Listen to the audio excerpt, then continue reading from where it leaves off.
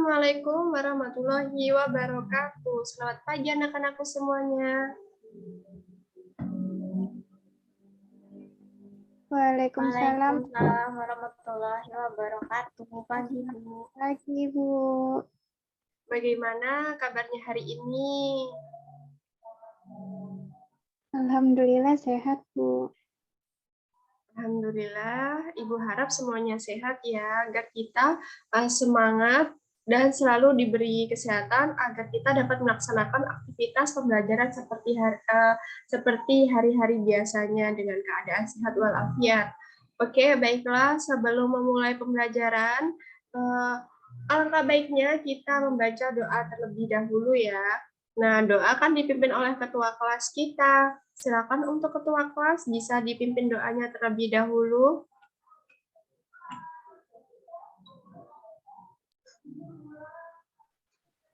Baik, berdoa menurut agama masing-masing. Berdoa mulai.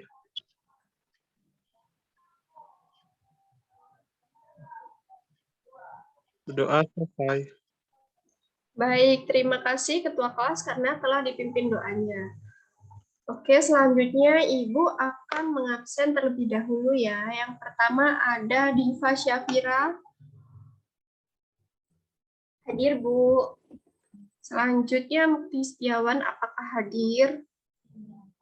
Hadir, Bu. Lalu ada Destiana Kwanda Asyari, apakah hadir? Hadir, Bu. Lalu ada Dewi Nur Hanifah, apakah hadir? Hadir, Bu. Oke, jadi pada pertemuan hari ini anak-anak berangkat semua ya. Nah, sebelum memulai pembelajaran, pada kegiatan awal, pada kegiatan pembelajaran hari ini kita awali dengan kontrak belajar kita seperti materi apa yang akan kita pelajari hari ini dan apa yang akan dilakukan oleh peserta didik, lalu serta tercapainya tujuan yang diharapkan dari peserta didik. Nah, oke, yang pertama ada materi apa yang akan dipelajari kita hari ini, yaitu ada tema 5, yaitu pengalamanku, dengan subtema 1, pengalamanku di rumah, lalu pembelajaran ke-1 dengan muatan terpadu dengan bahasa Indonesia, matematika, dan juga SBDP. Lalu tujuan pembelajaran kita apa anak-anak? Yaitu yang pertama A itu memperhatikan pembacaan teks percakapan, peserta didik dapat mendengarkan teks percakapan yang berhubungan dengan budaya minta maaf sebagai cermin hidup rukun dalam kemajemukan masyarakat Indonesia dengan baik. Lalu yang B itu melalui demonstrasi peserta didik dapat menerapkan ungkapan santun menggunakan kata maaf untuk hidup rukun dalam kemajukan dengan benar. Lalu yang C, dengan pengamatan terhadap benda di sekitar kita, peserta didik dapat menyebutkan minimal 1 istilah alat ukur yang digunakan untuk mengukur panjang atau lebar dari gambar benda tersebut dengan percaya diri. Selanjutnya, tujuan yang D adalah dengan mengamati gambar, peserta didik dapat menentukan panjang dan pendek bunyi pada pola irama sederhana berbirama 2 dengan tepat. Lalu, apakah anak-anak di sini sudah siap untuk mengikuti pelajaran hari ini? Ya, Bu. Oke, jika sudah siap, maka ikuti yel-yel Ibu ya. Oke, Ibu contohkan terlebih dahulu. 1, 2, 3. Aku siap untuk belajar agar aku naik kelas. Oke, bisa semuanya? Bisa, Bisa. Bu. Oke, mari kita peragakan yel-yel ini bersama-sama ya. Dalam hitungan ketiga, mari kita mulai. 1, 2, 3. Aku siap Siap. belajar agar aku naik kelas. Kelas. Baik, bagus sekali. Berikan tepuk tangan untuk kita semua. Terima kasih anak-anak.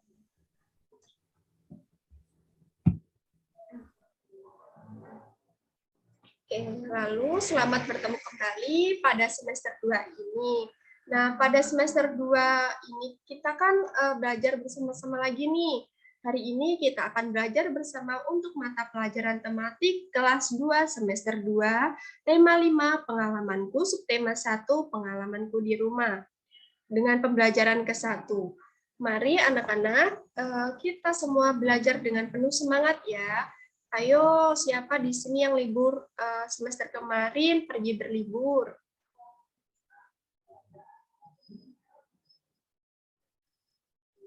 Ayo, siapa yang liburan semester kemarin pergi berlibur? Ada yang berliburan tidak?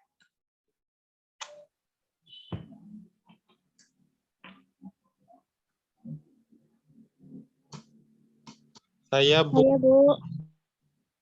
Oke, liburan kemana tuh Dewi dan bersama Saya. siapa saja? Saya, Bu. Saya liburan ke pantai, Bu. Saya ke pantai bersama keluarga, Bu. Lalu pengalaman seperti apa yang Dewi dapati ketika berlibur?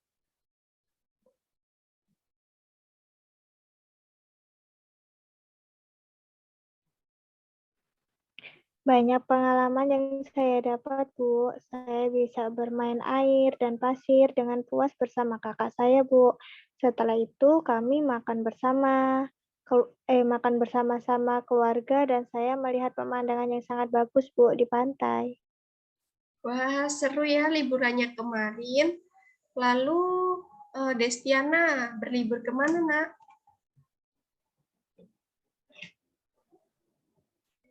Saya liburan ke rumah nenek, Bu. Oke, lalu pengalaman seperti apa yang Destiana dapati ketika berliburan kemarin? Saya liburan ke rumah nenek, Bu.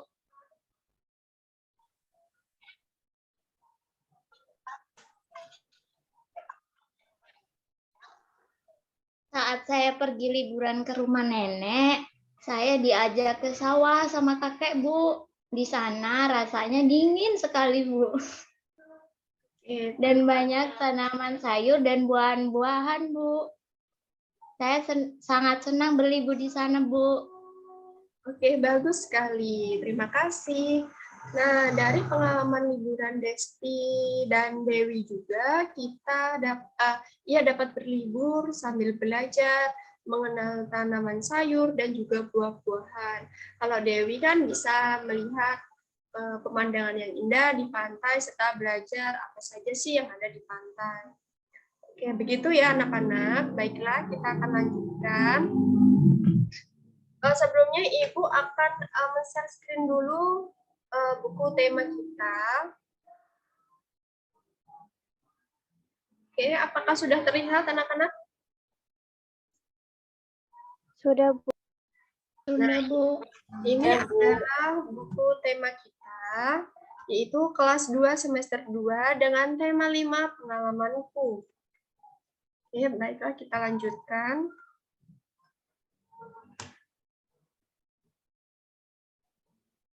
Nah, di dalam buku tema ini, tokohnya ada Meli, Udin, Beni, Dayu, Lani, Siti, dan juga Edo. Oke, lanjut. Pengalamanku. Setiap orang memiliki pengalaman. Pengalaman dapat diperoleh di mana saja, seperti di rumah, sekolah, dan tempat bermain. Pengalaman juga dapat diperoleh di tempat wisata. Pengalaman Beni di rumah bekerja bersama keluarga. Beni dan keluarga bekerja membersihkan kebun bunga. Oke, kita lihat gambar yang nomor 1. Beni dan keluarga bersama-sama membersihkan kebun bunganya atau halaman yang ada di rumahnya. Lalu yang gambar kedua, Beni di sekolah pernah memenangkan lomba. Beni menang lomba baca puisi. Baiklah, di situ pada gambar kedua bisa kita lihat itu Beni menjuarai lomba puisi anak-anak.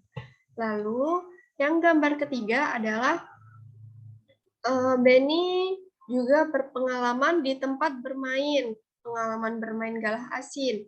Galah asin dilakukan di lapangan. Coba kalian lihat itu gambar yang nomor 3. Selanjutnya, gambar nomor 4 adalah Beni berpengalaman juga di tempat wisata. Beni pernah pergi ke Raja Ampat. Nah, anak-anak, itu adalah sebagian kecil yang akan kita pelajari pada tema 5 kali ini. Selanjutnya, pengalamanku di rumah. Liburan semester 1 telah usai. Saat liburan, Beni asik membantu di rumah. Beni membantu ibu, ayah, dan juga kakaknya.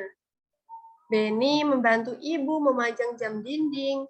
Lalu Beni membantu ayah memperbaiki motor. Kemudian Beni juga membantu kakak membersihkan kamarnya.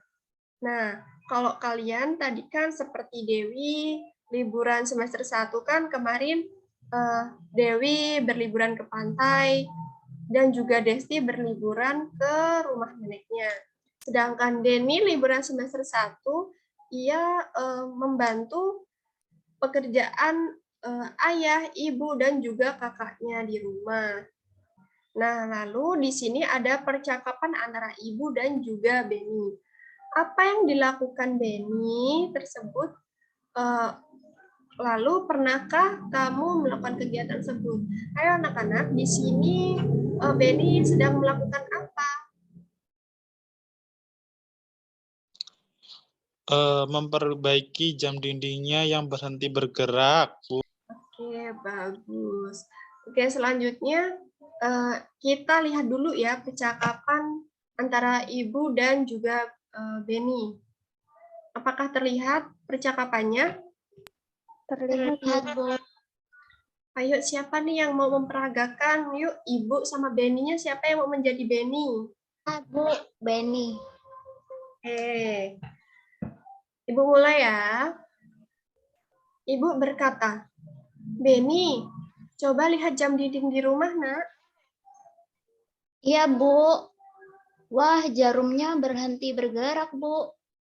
Kalau begitu, apa yang harus dilakukan?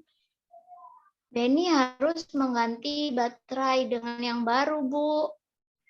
Maukah Beni mengganti baterainya? Mau, Bu. Hati-hati ya, nak. Baik, Bu. Beni kurang hati-hati. Wah, jamnya retak. Maafkan Beni, Bu. Beni kurang hati-hati dalam mengambil jam dinding, sehingga jam dinding terjatuh. Ya, nak. Kedepannya, Beni harus lebih berhati-hati dan tidak perlu tergesa-gesa. Oke. Nah, itu tadi teks percakapan antara ibu dan Beni. Lalu, selanjutnya, kita kan udah membaca teks percakapan tadi ya. Lalu di sini ada soal latihan nih. Kita jawab bersama-sama ya. Oke, soal yang pertama adalah apa yang terjadi dengan jam dinding? Ayo, siapa yang mau menjawab? Ya, Bu. Oke, silahkan Mukti. Karena Beni kurang berhati-hati saat akan mengambil jam dinding. Oke, jadi jam dindingnya itu berhenti bergerak, dan saat mau diambil jam dindingnya itu malah terjatuh ya. Oke, lalu soal nomor 2.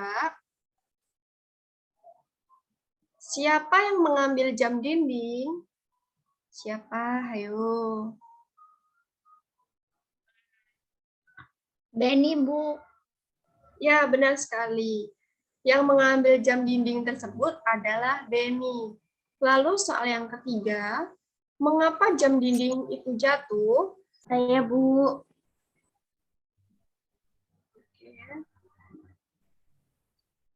Karena Beni kurang berhati-hati saat akan mengambil jam dinding, Bu. Ya, bagus sekali. Jam dinding tersebut jatuh karena Beni kurang berhati-hati saat akan mengambil jam dindingnya. Lalu soal nomor 4, bagaimana cara mengambil jam dinding itu? Saya, Bu. Silahkan Dewi. Cara mengambil jam dindingnya itu dengan menggunakan tangga, Bu. Iya, benar sekali. Jadi, Beni mengambil jam dinding tersebut menggunakan tangga. Oke, yang kelima, Beni telah menjatuhkan jam dinding. Apa yang dilakukan Beni kepada ibunya? Beni meminta maaf kepada ibunya, Bu. Ya, benar sekali. Nah, anak-anak, jika kita melakukan kesalahan, harusnya kita meminta maaf ya. Nah, di sini gambar berikut menunjukkan sikap santun. Sikap Beni santun kepada ibunya. Beni meminta maaf kepada ibunya menggunakan bahasa yang santun. Lalu nih percakapannya. Maafkan Beni ya, Bu. Beni sudah menjatuhkan jam dinding. Jam dinding di rumah menjadi rusak. Lalu ibunya berkata, "Iya, Nak, tidak apa-apa. Ibu sangat berterima kasih karena kamu sudah menolong Ibu. Lain kali hati-hati ya, kamu tidak perlu tergesa-gesa." Nah, jika kita sedang berbicara kepada orang tua seperti ini, baik orang tua kalian, tetangga, dengan orang yang lebih tua, kalian harus berbicara dengan sopan santun secara sikap yang baik. Sampai sini paham anak-anak? Paham, Bu. Baik, kita lanjutkan. Anak-anak, di sini apakah kalian pernah melakukan kesalahan? Pernah, Bu. Oke, lalu jika kalian mengalami kesalahan nih, kata apa yang seharusnya kalian ucapkan? Minta maaf, Bu. Maaf, minta maaf, Bu. Baik, jadi semuanya sudah tahu ya, jika kita melakukan kesalahan, kita harus segera minta maaf. Kalimat permintaan maaf biasanya diucapkan apabila kita melakukan kesalahan. Gunakan kalimat yang santun saat mengucapkan kalimat permintaan maaf. Jadi, ketika kita sedang meminta maaf, kita sebaiknya gunakan bahasa yang sopan dan sikap yang santun, dan gunakan nada rendah ya, anak-anak. Baik, Bu. Oke, kita lanjutkan. Beni teringat tugas dari gurunya. Tugas mengukur panjang benda. Benda yang ada di rumah. Beni ingin mengukur panjang jam dinding. Berapakah panjang jam dinding ini? Nah, sebutkan alat yang digunakan untuk mengukurnya. Jadi, alat yang digunakan untuk mengukur jam dinding tersebut adalah penggaris. Penggaris disebut juga mistang. Nah, pernahkah kalian menggunakan penggaris, anak-anak? Tentunya pernah ya. Nah, lalu sebutkan benda yang pernah diukur dengan penggaris. Nah, benda di sekitar kita yang dapat diukur dengan penggaris itu misalnya ada buku tulis, pena, penghapus, meja, dan sebagainya. Lalu sebutkan satuan ukuran yang ada di penggaris. Nih, gambarnya Ibu besarkan. Satuan ukuran panjang yang ada dalam penggaris ini adalah salah satunya cm. Nah, cm itu apa, anak-anak? Cm adalah kependekan dari sentimeter.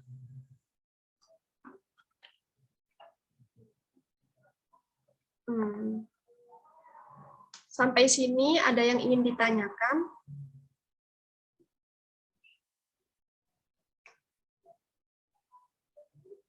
Paham, Bu.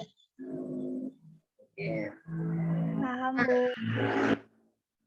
Tadi kita kan sudah mengulas sedikit mengenai alat ukur panjang. Salah satu satuan ukuran panjang yang telah kita bahas tadi yaitu sentimeter.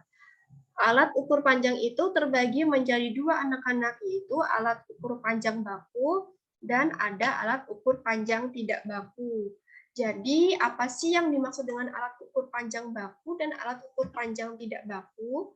Oke, kita bahas bersama-sama ya. Yang pertama ada alat ukur panjang tidak baku. Jadi, alat ukur panjang tidak baku adalah contohnya dengan satuan depa. Satuan depa itu saat kita merentangkan tangan, nah cara mengukurnya yaitu dari ujung jari tangan kanan hingga ujung jari tangan kiri, itu yang dinamakan depa. Lalu ada satuan jengkal nih, seperti ini adalah satuan jengkal. Jengkal itu ketika kita melebarkan telapak tangan kita, maka yang diukur dari jempol hingga jari kelingking kita. Maka ini yang dinamakan dengan satuan jengkal. Selanjutnya ada satuan langkah. Tentunya tidak asing lagi ya dengan langkah. Maka yang diukur dalam satuan langkah ini adalah panjang langkah kita, anak-anak. Lalu kemudian ada satuan hasta. Satuan hasta yaitu dari ujung jari hingga siku kita. Itu yang dinamakan dengan satuan hasta. Lalu, mengapa contoh-contoh tersebut dinamakan sebagai alat ukur tidak baku, anak-anak? Oke, Ibu jelaskan ya. Karena alat ukur panjang seperti depa, jengkal tangan, satuan langkah, dan juga satuan hasta memiliki nilai yang tidak tetap, anak-anak. Jadi panjangnya akan berbeda-beda. Misalnya begini, pada satuan jengkal, setiap orang pastikan memiliki telapak tangan yang berbeda ukuran. Ada yang besar, ada yang kecil, ada yang panjang, ada yang pendek. Maka jika kita mengukur panjang dengan satuan jengkal, maka ukuran panjang yang kita hasilkan nilainya pun akan berbeda tergantung dari panjang tangan, langkah kaki, dan juga sebagainya. Sampai di sini ada yang ingin ditanyakan, anak-anak? Apakah sudah paham? Paham, Bu. Baik, kita lanjutkan. Yang kedua ada alat ukur panjang baku. Alat panjang baku ini berarti dia memiliki ukuran seperti nilai dan juga angka. Contoh dari alat ukur panjang baku ini adalah penggaris, meteran, mikrometer, jangka sorong, dan lain-lain. Satuan baku adalah satuan yang sudah ditetapkan secara internasional, anak-anak. Nah, satuan panjang ini, satuan internasionalnya yaitu meter ataupun sentimeter. Lalu, alat ukur satuan panjang ini bisa dilakukan menggunakan penggaris ataupun meteran. Kemudian, panjang yang diukur menggunakan alat ukur baku ini akan memiliki nilai serta ukuran yang sama karena tidak bergantung dengan anggota tubuh kita. Oke, sampai di sini paham? Paham, Bu. Oke. Coba kalian lihat buku tulis kalian. Coba sebutkan alat ukur apa yang dapat digunakan untuk mengukur buku tulis kalian. Ayo, apa? Penggaris. Oke. Penggaris, Bu. Lalu kemudian Dewi mendapatkan hasil berapa, Dew, dari pengukuran buku tulismu? 20 cm, Bu. Oke, bagus. Selain buku tulis, kalian pernah mengukur apa aja nih, anak-anak? Meja, tinggi badan, dan sama pulpen, Bu. Oke, yang lain?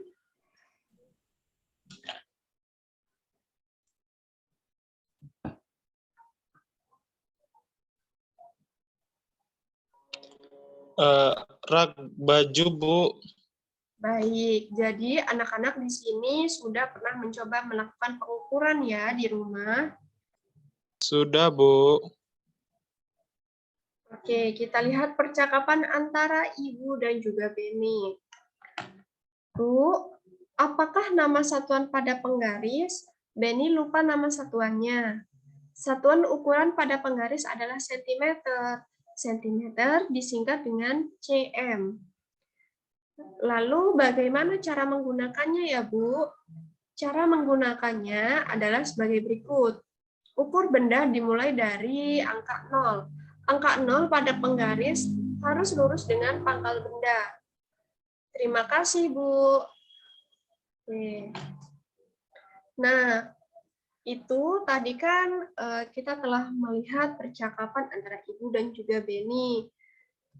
Lalu kita lanjutkan. Kita lanjut saja ya.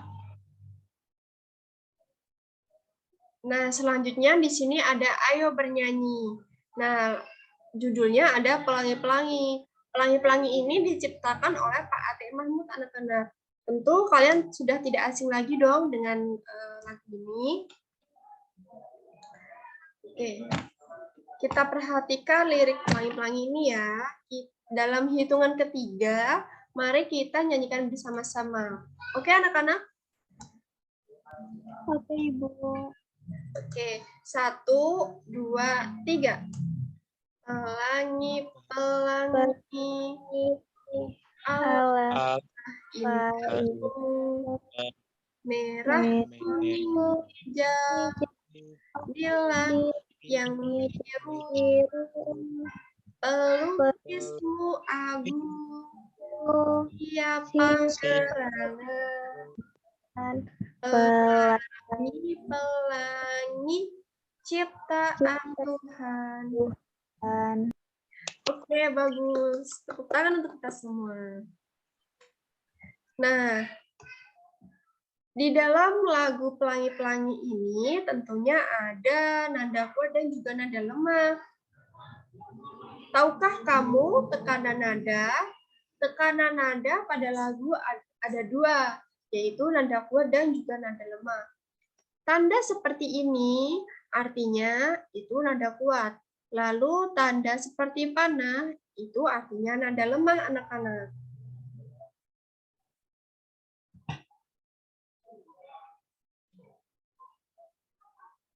Oke, itu kan kita sudah membicarakan tekanan nada. Itu tekanan nada itu terbagi menjadi dua, yaitu ada nada kuat dan juga ada nada lemah yang sudah kita bicarakan tadi. Bu, mau bertanya, tekanan nada itu apa sih, Bu?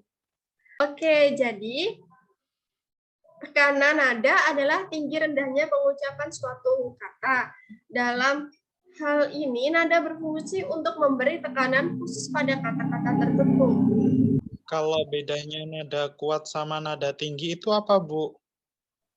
Jadi, tekanan nada kuat adalah tekanan yang menghasilkan energi yang besar dan kuat. Sedangkan tekanan lemah adalah tekanan yang menghasilkan energi kecil dan lemah. Lagu biasanya memiliki panjang dan pendek. Bunyi panjang bisa didengar lama, sedangkan bunyi pendek hanya terdengar sebentar. Sampai di sini paham anak-anak? Paham, Bu. Baiklah anak-anak, dari pembelajaran hari ini, apa yang sudah kalian dapatkan mengenai materi yang sudah kita bahas?